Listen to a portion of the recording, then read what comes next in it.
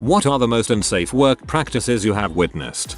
A guy I used to work with at a fruit and veg store liked to throw the machetes for one spin and catch them. The same guy also liked to do C before work. The same guy had to find a new job when he lost his finger in a cauliflower pallet. Place was a freaking crack house with lettuce. Minimum wage work is grim. I learned to juggle knives in the produce department of a grocery store. Also learned a ceiling fan can't cut an orange at any speed.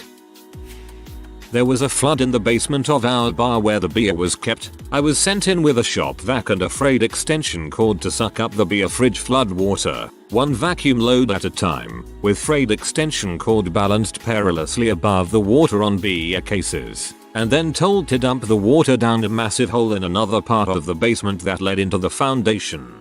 Yeah, frick that. You're literally ruining the building.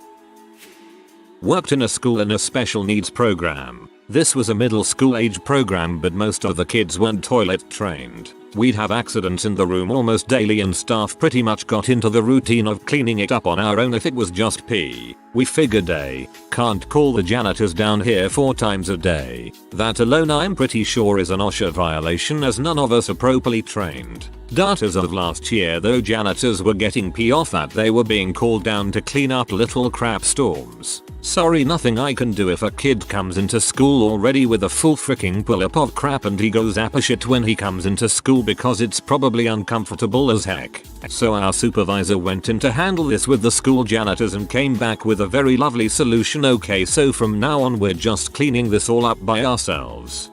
Yay. No, I'm not. Sorry, not my job. You already pay well below the average for aides in the States and we're in a rich district.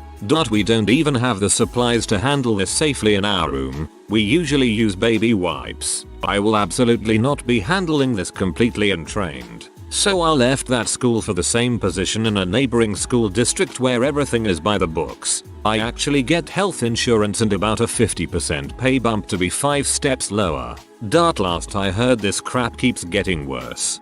Sounds about right. Some employers just blow my mind. People who know what they're worth will go get it, and they are all surprised when they're stuck with horrible employees. I work in a warehouse and we used to have a maintenance man that was pretty crazy. There are a couple of stories that come to mind, but my favorite has to be the time he was trying to take apart this very old press brake that's around 12 feet tall so we could scrap sell it off. At one point there was a motor that wouldn't come off that was located near the top of the machine. After about an hour or two of trying to pry the sumbitch off with whatever method he could think of, he decided that he needed to ram it with a forklift. Usually I'm not in the area that he is supposed to be working, but there is no way in heck I was going to miss this golden opportunity to witness something truly magnificent as someone jousting a machine. He took off on the forklift like only a true knight of Camelot would and smashed forks first right into the machine.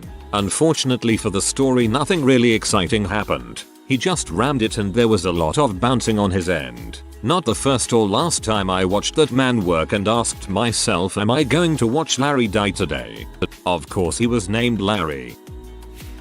I worked at one company for about 10 years. From the time I was hired until about 8 years in, the company was involved in a lawsuit. Some guy had removed some machine safeties and got one of his hands cut off. You would think that the company would have learned, but I was tasked to write control software for a saw system. The software controlled all aspects of the saw. One of the things we programmed in was the ability to connect remotely to the system to see some diagnostics values. Nothing harmful in that, right? Well, the upper level management insisted that I program in the ability to connect to the saw system and take over running the saw regardless of what the operator was doing at the time. I pointed out that someone in a sealed room would be able to do whatever they wanted and the machine operator would be in a dangerous situation. And if I was the operator, I would find a way to figure out who did it and kick their butt for them. Management decided that it would be perfectly safe to start running a saw system without being able to actually see the machine or communicate with the machine operator.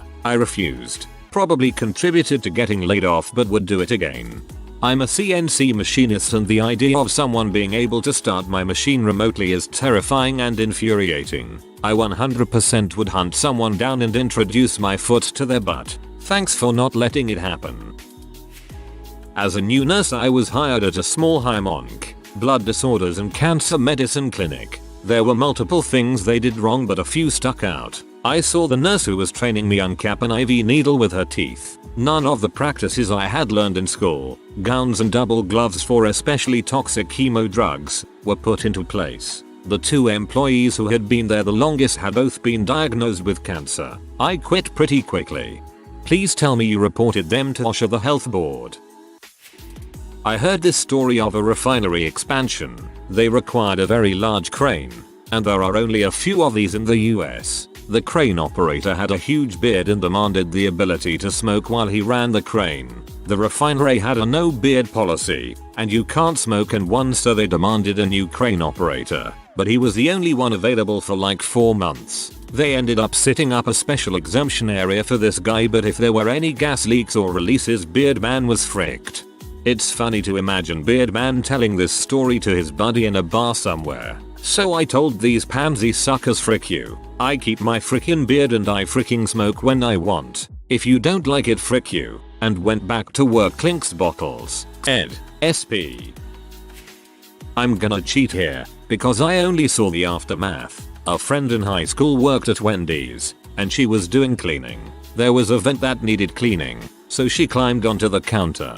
This counter happened to be the one right next to the deep fryer.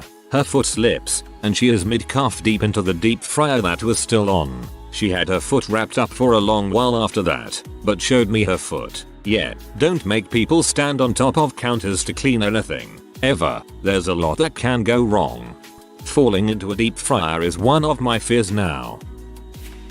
Was in Spain with So and her family, and wanted to buy ice cream. Was looking forward to 3 scoops of tastroful cold. Right behind the counter a fluorescent lamp dropped from the ceiling and exploded into shards. Some fell into the ice. The people behind the counter removed the visible pieces of glass, but otherwise did nothing. Did not eat ice cream that day. The insides of the lights also contain mercury vapor and phosphor, so good choice.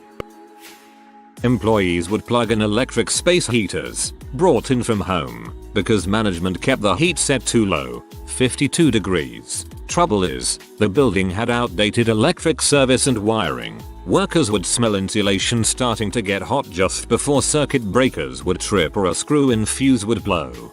Just put a quarter into the fuse box and you'll never blow another fuse.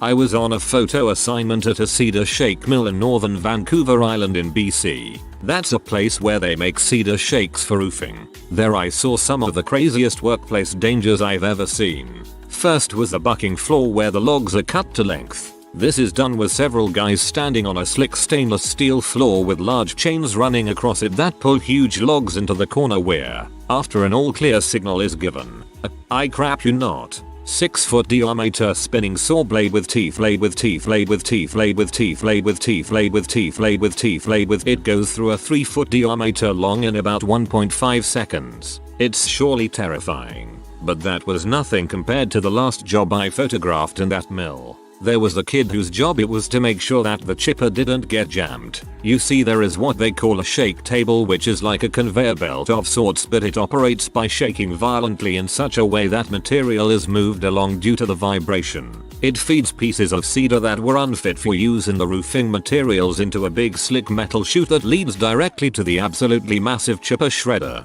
So this guy's job is to make sure that nothing gets stuck in the mouth of the chute. Okay, right. So I'm photographing this kid as he is standing on the shake table, with no safety harness, literally above the chute that goes straight to the chipper. That chipper turns a log 2 feet long and 2 feet wide into cedar mulch in less than a half second. He would slip and slide around up there while holding a pike pole to push logs down into the chute. At times he would get out over the chute itself and kick them down with his feet. I never saw anything that insane at any other job site ever. I photographed these things at the beginning of my career almost 24 years ago. I'm still shaking remembering it today. If I've learned anything from living in BC my whole life, it's that the forestry industry is no freaking joke. Every couple years someone from my town gets taken out by an accident at a logging camp. Heck, the grade 12 citizenship award at my high school was named after a kid that received the award, went off to a camp, and was dead within a month. My boss made us serve food in an asbestos-ridden kitchen after the ceiling collapsed. Went out on a delivery some Saturday afternoon, which are usually deadly slow. Went out with some food to a bank, and when I came back the dishes were stacked up to my eyeballs. There were like 2 tables seated, so there shouldn't be so many dishes to wash. I didn't even think and jumped right into the dishwashing station. And the dishes and pans and ladles were coming in fast. The chefs don't speak much English, were all white in the face and like sad looking. I was extremely confused before I took a look around the kitchen and the freaking ceiling collapsed on the other end of room. I now know I am not an observant person. There was insulation and drywall peppered on every surface. My boss comes out, takes a drag off his cigarette and said, "We're not closing. Clean this up." I really wished a health inspector came in. Some people ate asbestos that day. Fricked up. I would have quit on the spot and called the city about that. My previous job was at a large factory with super strict safety policies. Fast forward to my first week at current job, a teeny tiny sheet metal fabrication shop. We had this table with 4 drill presses mounted to it. The one I was using was set at its highest speed and was shooting red hot steel shavings at me. I asked the guy training me if he could show me how to lower the speed. Guy uses a rolling chair to climb up onto the table, explaining that you have to manually move the belt in the top of the machine to change the speed. Then he asks me to hold the fluorescent light out of his way while he is up there, as it is hanging 3 inches above the press. I grab a broom and use it to keep the light away from his head as he works, and that's when the supervisor walks up with a horrified look on his face. I think to myself, this is it, we're getting fired for violating about 6 safety laws. The supervisor asks, "Did the belt break?" Guy yells down to him, "No, just changing the speed." Horrified look turns to relief as the supervisor explains that the machine was built in 1942, and we can't find replacement belts for it anymore, so if one breaks we're screwed. Then he causally walks away. It was then that I realized we were operating on a Darwinian system for safety, rather than any of those pesky OSHA laws. Same as every garage I've ever worked in. The most common thing is people not wearing seatbelts in their fork trucks. Fork trucks are stable, but heavy loads shift the center of gravity and change your safety triangle. How you accelerate and turn can push you into the tipping zone. Wearing your seatbelt increases the chances of you staying in place so you don't get crushed by the roll cage. Nah, I'll just be extra careful. I worked at a soup and sandwich place. Wasn't a cafe but wasn't a restaurant. A customer complained about their soup being cold, so I take it to the back and tell my sad excuse for a shift leader what was going on.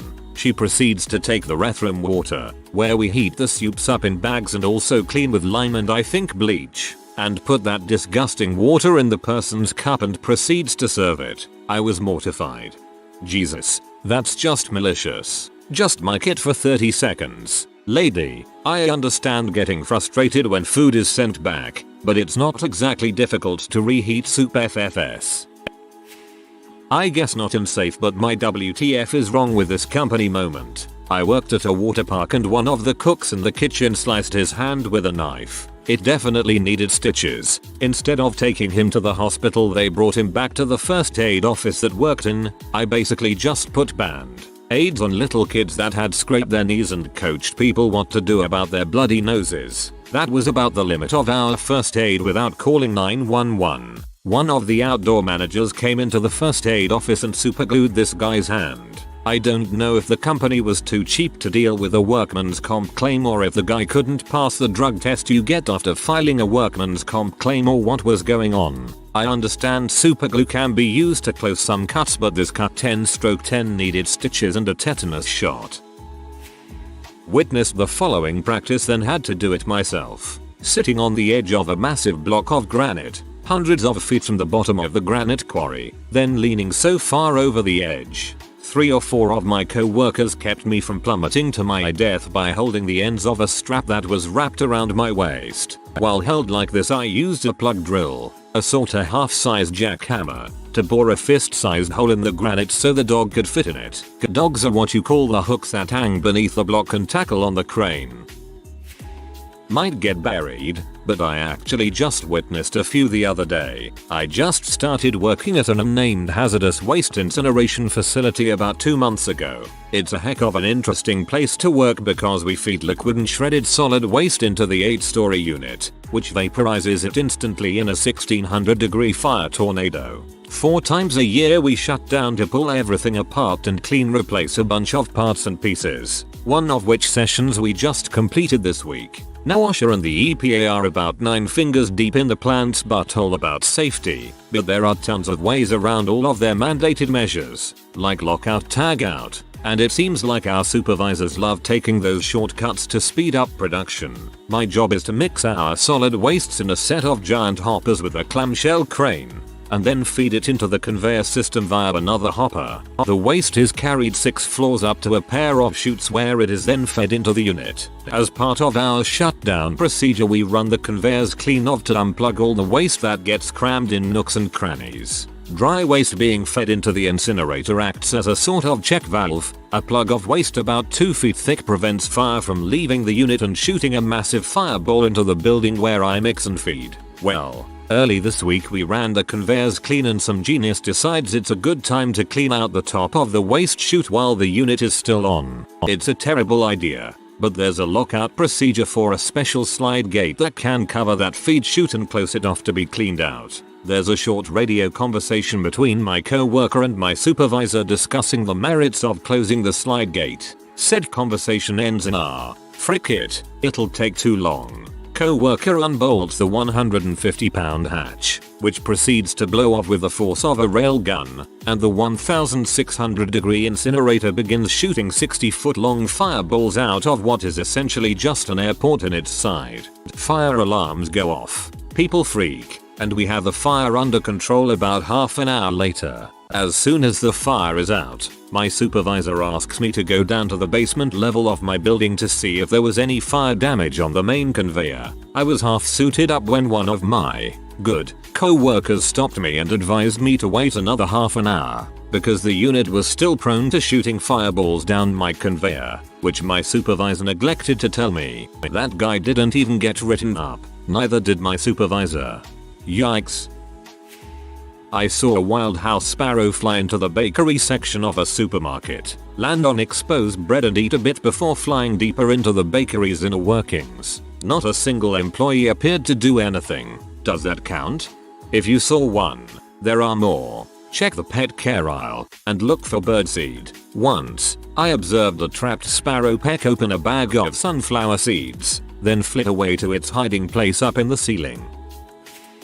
2-inch lengths of copper tubing in place of fuses. 126-degree workspace with 6-hour exposure and no one checked on the person. Frequent meetings held in 105 110 dB workspace. Human chain passing 20-pound steel rods up and down a 30-foot wet ladder in the dark. Swaying 50-foot long 2-foot wide wet. Steep stairway used to move staff and hand-carried equipment. Nurses not informing visiting adults the child they're visiting carries a skin virus that is easily communicable.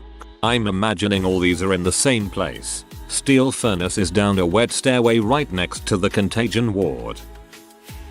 At our cafe, we clean with white vinegar. White vinegar can be a great cleaner that is super cheap to use for day-to-day cleaning in a restaurant. Bleach is also a great way to clean floors and plastic containers, but they must be kept separate. We train them to use one for X and the other for Y. Then, you get someone who doesn't follow the rules and uses vinegar on the floors one day. It did a great job of cleaning the floors. Let's keep doing this without telling anyone that the mops are full of vinegar. This closer does this all week. The next closer sees that the mops are super dirty and decides to bleach them overnight. So, we have mops that have been in vinegar water all week and bleach water made to clean the mops. Everything seemed fine until the next morning when I arrived at work and noticed a smell. Opened the mop closet door and immediately slammed it shut. Opened the outside door as I yelled for help. I made it 5 feet before I was on the ground and couldn't do anything but cough. One lost their job that week over not being able to follow directions and almost killing their boss. It was horrible. My poor manager was running around like a chicken looking for my keys to drive me to the clinic that was less than 1/2 mile away. I was on my hands and knees crawling to try and reach the van as I watched him run around the van like a dope. Restaurant with concrete floors. Employee A cleaning floor with bleach. Employee B cleaning floor with muriatic acid. A match made in a chlorine gas egg. I used to work for a containment company and we used mesh sheets with polyurea sprayed on it for containment. In order to make the sheets, the polyurea has to be mixed in a machine which gets pumped through a hose that we use to spray the mesh sheets. We're supposed to wear respirators when we work with it, but a lot of the guys did not. Polyurea is a known carcinogen, so a lot of the guys at work were breathing in cancer-causing liquid rubber fumes. My favorite is when they would smoke and spray at the same time for that double dose of pimping cancer. One time we had to clean up the lab of recently retired professor. That included 40 years of very toxic chemicals and various states of disarray. There was also HF just in random 50 milliliters centrifuge tubes. After opening one cabinet, I breathed something in and had to go walk outside until I didn't feel dizzy. I put a respirator, with an expired filter, on after that. Fun times in grad school. Dude unjammed a full pallet on a rolling rack 20 feet up by pushing on it until it and the 2 pallets behind it got unstuck and started rolling towards him. He jumped back into the scissor lift before it knocked him off the edge. I don't know what the proper OSHA approved procedure would be, but I've got a hunch it's not that. He does this like twice a week. Please report him, or he will hurt himself or others. Working as an English teacher in China. I worked there from 2002 to 2014. In the last few years, it wasn't so bad, but back in 2002 to 2008 before Beijing had the Olympics, it was pretty bad. Schools would hire foreign teachers who were clearly degenerate maniacs, perverts, possible pedophiles, and not do any kind of background check, criminal record check. There were creepy 50-year-old men working with children during the day and spending all their money on prostitutes during the evenings. And if you know China at all, a fair amount of their prostitutes are underage. Now please don't put me on Arbadas or Arfathapand or whatever, but I was disciplined at my school and nearly got in trouble with the police for punching a 55-year-old Australian man in the face for saying she's a pretty girl. Look at her. She knows it in regards to an 8-year-old girl. He was eventually let go, but still continued to work after that. Insane stories. I don't even bother telling them to people because they truly seem unbelievable. Pretty much me anytime I'm on the forklift. I've also got a cord my supervisor calls the cord of death. It's a male plug on both ends for powering up these panels we work on. It saves me a few minutes each time over wiring up the panel properly. But if you unplug the wrong end first and touch it, you're going to get a little 120 volt tickle. I've got an OSHA 10 card, but all it did was tell me all of the dangerous things I did, and still do. Every dangerous job I have had ever. Okay, you should never ever do this, with detailed explanation how to do it. Separated by this is honestly freaking lethal. Run if in doubt. Things that you actually never ever should do cause someone explodes or burns. Oh man. I used to work for specialty food produce company as a graphic designer photographer. I often had to go into the giant warehouse to get the products to take pictures of, including produce. The rule was if I didn't have to cut the fruit open after I took the picture, I would bring it back to the warehouse where they would put it back in the case to sell. This was borderline unhygienic, but was okay until I got whopping cough. The company had no paid sick leave and I could not afford to take time off. I was at work. I told my boss and company heads that I was very sick and that whopping cough was contagious for a while. Even while I started treatment, they told me that I had to come to work or I would get fired. I told them that if I had to be at work, then I should probably just stay in my office away from people, and I definitely shouldn't go into the warehouse to handle food, and that food absolutely should not be put back to sell. No go. I asked for a face mask and gloves. They said, maybe next quarter. I still had to go into the warehouse every day coughing and hacking and spreading my illness all over the produce that then went out all over the country and into people's mouths. TLDR. I spread whopping cough because my company is horrible. For the love of God, report them to OSHA or maybe the CDC. I worked as a manager in an aquarium some time ago. The treatment of the animals due to lack of funding was appalling. We once had to euthanize an 8-foot conger eel. Burst swim bladder, but hadn't enough of the necessary chemical. The poor animal got dragged out, put head first in large wheelie bin half full of water which then had around 200 Alka-Seltzer dumped in, then just left locked away for 3 days. We also had no method of disposing of the body, so they wheeled it down the pier and chucked it off. Jesus Christ, at that point it's more humane to beat its head in. Worked on an oil tanker for a brief stint. Chief officer told me in the same day to work in an enclosed space, full of fumes, easy to die, without filling in a permit to work, legal requirement, or allowing me to use the equipment for checking atmosphere, and to work on top of the crane. No work permit for working at height either, without a harness. Never working on a tanker again, freaking death traps. Currently on a TAL ship, much nicer here. If you are new to the channel, you can subscribe. I publish new videos every day. Until then, check another video.